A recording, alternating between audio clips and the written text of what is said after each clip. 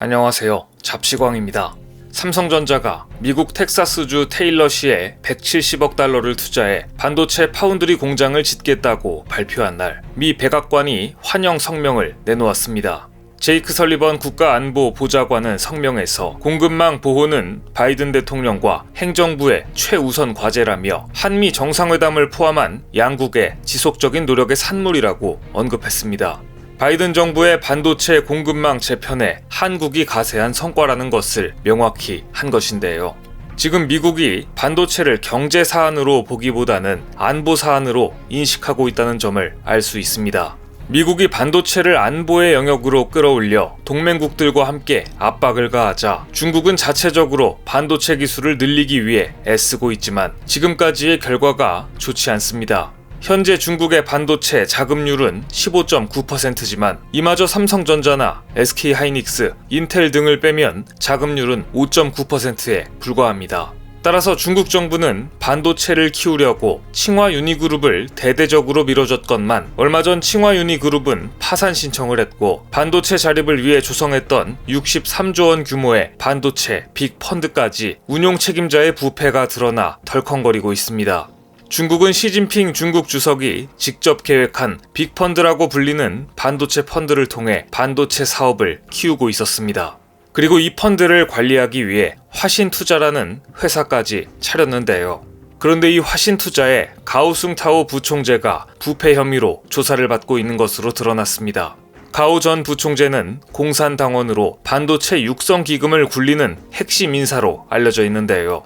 중국의 반도체 굴기를 이끌던 빅펀드의 결말은 칭화유니 파산과 부총재의 비리로 마무리되는 분위기입니다.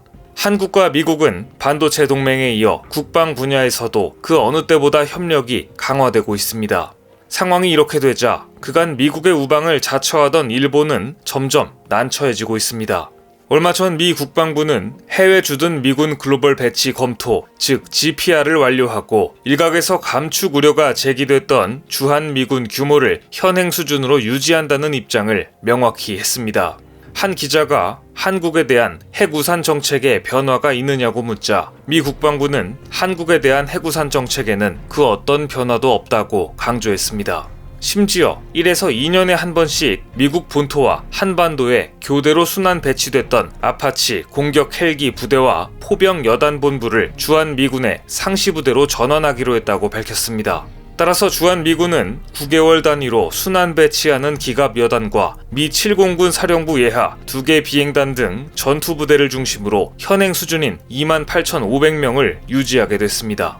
주한미군은 지난 9월 공격용 헬리콥터 대대를 상시 주둔 부대로 배치했으며 미 워싱턴주에 있던 2사단 포병대 본부를 경기도 평택 험프리스 기지로 재배치한 바 있습니다. 이런 전력 배치가 모두 이번에 공개한 GPR의 일환이었다는 얘기입니다. 미국이 이처럼 한국을 반도체 동맹에 이어 안보 동맹까지 굳건히 하면서 신뢰를 보내고 있는 반면 일본은 끝까지 미국에 이용당하는 모습입니다. 미국은 중국의 군사력 증강에 대비해 일본에게 주일 미군에 대한 분담비를 더 내고 무기도 더 구입하라고 주문해왔습니다. 일본은 미국의 이러한 요구와 자민당 세력의 입김에 이번 추경 예산안에 최소 7천억엔 규모의 방위 예산을 포함시켰습니다. 그런데 이 예산의 상당수는 주일 미군에 대한 경비인 것으로 알려졌습니다. 실제 얼마 전 기시다와 바이든의 첫 통화에서 바이든은 대놓고 일본의 방위비 증액에 기대를 표한다며 압박을 가했습니다. 그런데 이 방위비의 대부분은 주일 미군 주둔비 증액으로 사용될 것으로 알려지면서 사실상 일본의 방위비 증액이 무의미하게 돌아가고 있습니다. 그런데 돈은 돈대로 내면서 일본이 미국에게 받고 있는 대접은 내는 돈에 비해 형편없는 수준입니다. 최근에도 주일 미군이 일본을 대놓고 무시하는 사건이 벌어진 것인데요. 교도통신과 NHK에 따르면 얼마 전 주일 미군 미사와 기지 소속 F-16 전투기에 비상사태가 발생해 연료 탱크 2개를 투하하고 아오모리 공항에 긴급 착륙했습니다. 보통 전투기는 연료가 많이 남아있는 상태에서 긴급 착륙할 때 기체 중량을 줄이고 화재를 막기 위해 기체에 달린 연료 탱크를 투하합니다. 이날 미군 전투기 역시 긴급 착륙하기 직전 연료 탱크를 투하했고 연료 탱크를 아오모리현 이와키산 비거주 지역에 떨어뜨렸다고 발표했습니다. 그런데 이는 사실이 아닌 것으로 밝혀졌는데요. 연료탱크 한 개가 주택지와 불과 20에서 30m 떨어진 국도 주변에서 발견된 것입니다. 사상자는 없었지만 자칫 큰 사고가 날 뻔했고 현지 주민들은 실제 불안에 떨어야 했습니다. 보통 연료탱크를 투하할 때 안전한 곳에 투하하기 위해 노력을 했어야 했지만 이마저도 제대로 하지 않았고 이후에 일본의 비거주 지역에 떨어뜨렸다고 거짓 통보를 한 셈입니다. 미군 전투기에서 연료탱크가 떨어지는 모습은 일본의 자칫 과거 2차 세계대전 당시 핵무기를 투하하던 트라우마를 불러일으킬 수 있는 민감한 사안임에도 주일 미군은 대수롭지 않게 가볍게 넘어간 것입니다.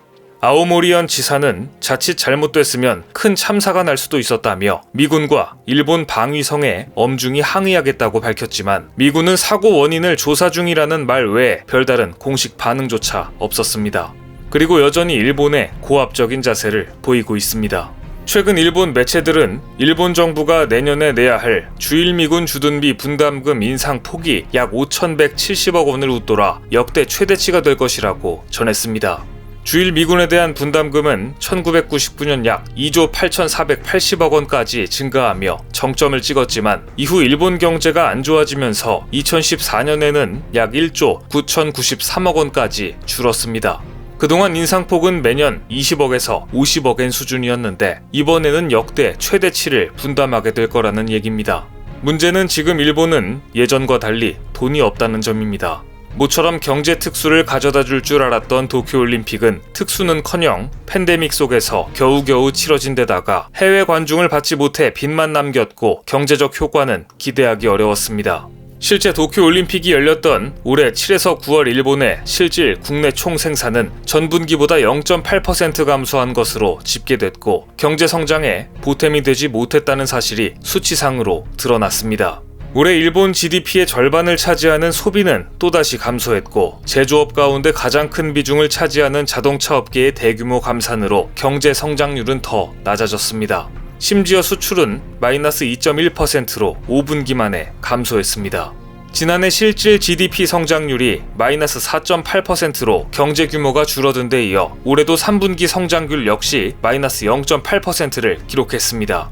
이러한 추세로 갈 경우 연평균 성장률은 마이너스 3.0%에 이를 것이라는 전망까지 나오고 있습니다. 상황이 이러한데도 기시다 정부는 경제대책의 일환으로 약 413조 원이 넘는 돈을 뿌리겠다고 발표했습니다.